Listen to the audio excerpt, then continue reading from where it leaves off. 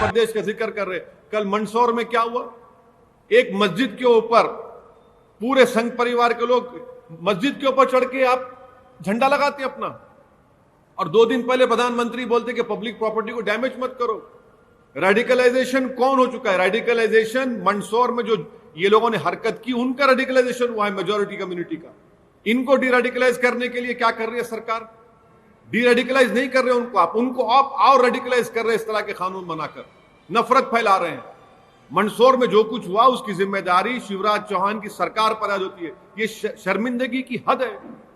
अफसोसनाक बात है कि एक जुलूस जाता है और मस्जिद के ऊपर जो दिल्ली में हुआ था वो दोबारा हो रहा है यहां पर।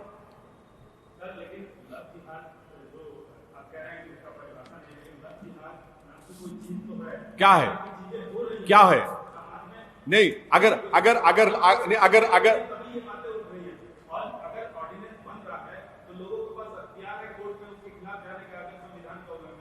क्यों सरकार के संविधान के खिलाफ कानून मानते रहे, हम कोर्ट को जाएं? सरकार बनाती क्यों संविधान के खिलाफ कानून को? सरकार को तो शर्म आनी चाहिए कि कितने इलाहाबाद हाई कोर्ट में, दूसरे हाई कोर्ट में तो एक के बाद उनके जजमेंट खिलाफ आ रहे हैं उनके ऊपर। कोर्ट को जा सकते क्यों? अरे भाई, कोर्ट को जाने का अख्तियार सबको, तो आप संविधान के खिलाफ कानून बनाएंगे और कोर्ट को जाएंगे। बुनियादी बात यह है कि आपको कोई राइट नहीं है मेरी पर्सनल लाइफ में इंटरफेयर होने का। मैं किससे शादी करूं, मैं क्या खाना खाऊं, मैं क्या कपड़े पहनूं, अरे आप तो ऐसा कर देंगे फिर तो मैं हिल नहीं सकूंगा। फिर आप कहेंगे नहीं, सुबह 3 बजे रात को उठ जाओ, सुबह दोपहर में 1 घंटा सो जाओ और इतना खाना खाओ, ये खाना मत खाओ। अरे आप कौन है भाई? जमहूरियत में मुझे अख्तियार है कि मैं कानून के दायरे में रहकर अपनी जिंदगी गुजारूंगा। आप मुझ पे रेस्ट्रिक्शन लगा रहे हैं। क्या ये किम जोंग की सरकार हो चुकी है? क्या डिक्टेटरशिप है यहां पर? नहीं होगा। हम इसके खिलाफ, ये संविधान के खिलाफ, और हर एक को इसके खिलाफ आवाज उठानी चाहिए। हाँ हाँ हाँ, फिर बोलिए क्या कर रही है सरकार? ये what is the government doing? What is the government doing? It is shame on this government that you're not able to get them back. If 39 Indian sailors are in captivity in China, अरे boss, forget about them. You are not able to retrieve that 1,000 square kilometer of land where China has occupied Indian territory. What is the government doing? The government must answer to the nation and tell how will they get back those 39 sailors. We lost 16 soldiers at Galwan Valley. We demand that immediately those sailors, for no reason, they are sailors. They're not even army personnel. They are sailors of that ship. They went there, they took their goods. How can the Chinese take them into captivity for no reason whatsoever? It is high time that the government reacts to it. I want the Prime Minister to at least please tweet on it. Let the Prime Minister react and get them back.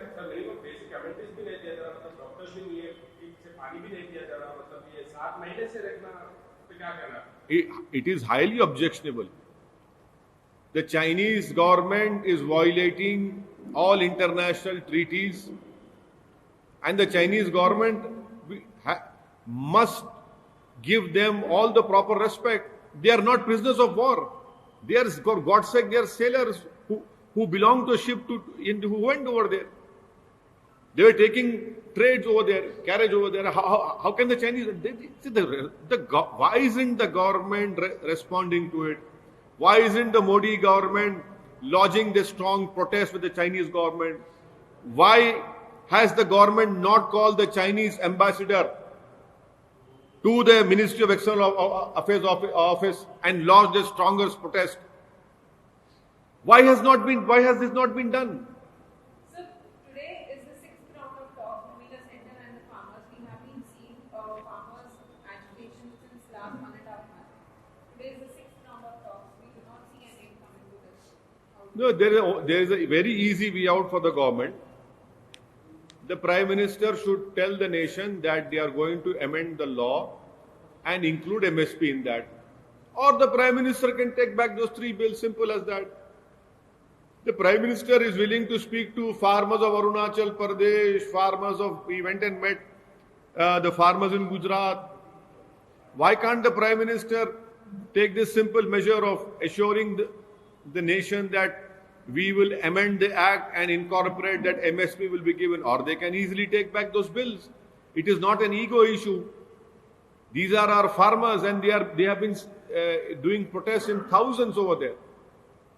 They are doing, thousands of farmers are doing a peaceful protest. We must stand with them. We must understand that their demands are genuine. It is in the national interest that the Modi government should accept their demands. The Centre has been saying that this farm bill will benefit them. We also saw Prime Minister Narendra Modi addressing the farmers. It is not going to benefit, because if you don't have MSP, it will not benefit those farmers. There is a consensus among all the farmers throughout the country that these three bills are unconstitutional. Number two, the government has unnecessarily interfered in the state subject, because agriculture is a state subject. And thirdly, this so-called propaganda of the ruling party that will benefit the farmers, it will not benefit the farmers in the long run. It will destroy the farmers. It will have a negative impact on our agriculture output. Sir, अगर ये अभी जिस प्रकार से protest हो रहे हैं, वहाँ पे टावर्स को भी जलाया जा रहा है इसके नाम पे, तो क्या ये सही है? पंजाब में मस्जिद को तोड़ दिए ना, उसको क्या बोलेंगे? आपको टावर की फिक्र पड़ी हुई है, मस्जिद जो मस्जिद के ऊपर झंडा लगा रहे, उसकी बात नहीं करेंगे आप? अरे सुनिए, और एक मिनट, टावर, अगर टावर को बंद कर रहे हैं तो वहां की सरकार को करना चाहिए, देखना चाहिए क्या हो रहा है। मैं सुनिए देखिए प्रोटेस्ट डेमोक्रेटिक राइट है, प्रोटेस्ट होना चाहिए, और प्रोटेस्ट हर रोज होना चाहिए। सुनिए, चाहे प्रोटेस्ट मेरे खिलाफ भी हो, प्रोटेस्ट होना चाहिए। प्रोटेस्ट में वायलेंस नहीं होना चाहिए, और ना सरकार स्टेट वायलेंस कराए। What? अरे you listen to me. Listen to me. There is a report of Indian Express. You should read that report. You don't read that Indian Express. You only read one news channel. That is your problem. In Indian Express, it clearly stated that when the person or that lady who was indulging in stone pelting was from a different community, immediately the police went and demolished other house. What is the police doing? Isn't it the responsibility of Madhya Pradesh police that this incident happened over there? And you ask me to condemn this, condemn that. Like, why don't you condemn the Madhya Pradesh Chief Minister government? He should be condemned. It is a BJP government which is indulging in all this violence because they want to ensure that through polarization they want to continue. They have nothing to show to the people of Madhya Pradesh. I condemn. See, I have not used the word Hindu or Muslim. I don't know why Times now using Hindu and Muslim. I don't know why Times now using Hindu and Muslim. No. My friend, are you against? Is Times now against Muslims? Is Times now only for Hindus? Is Times now not for Muslims? You please tell us. Then I'll answer a question.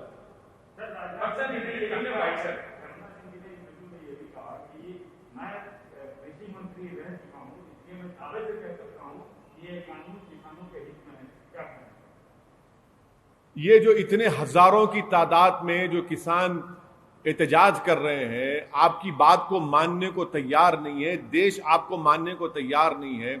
जब आप खुद किसान रह चुके हैं तो राजनाथ सिंह को तो समझना चाहिए था इन बातों को। उनको तो उठकर आगे आकर कहना चाहिए था। एमएसपी का आप दे दीजिए ना, एमएसपी आप क्यों नहीं करते अमेंड? अच्छा, और एक बात सुनिए, फूड सिक्योरिटी एक्ट में एमएसपी लिख दिया आपने। आप पढ़े फूड सिक्योरिटी एक्ट?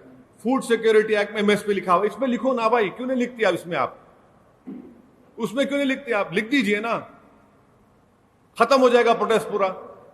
आप किसान रह चुके हैं और अब किसान की पीड़ा को नहीं समझ रहे हैं आप। ये तो उनके जख्म पे नमक छिड़क रहे हैं राजनाथ सिंह जिस तरह का बयान देकर। हाँ, बिल्कुल सबको दर्द हो रहा ना। दर्द वाकई में दर्द होता है ना तो उसकी दवा खाना पड़ता। आप दवाई नहीं खा रहे दर्द की दवा ये है कि आप एमएसपी लिख दीजिए या फिर आप वो तीनों कानून को वापस लीजिए।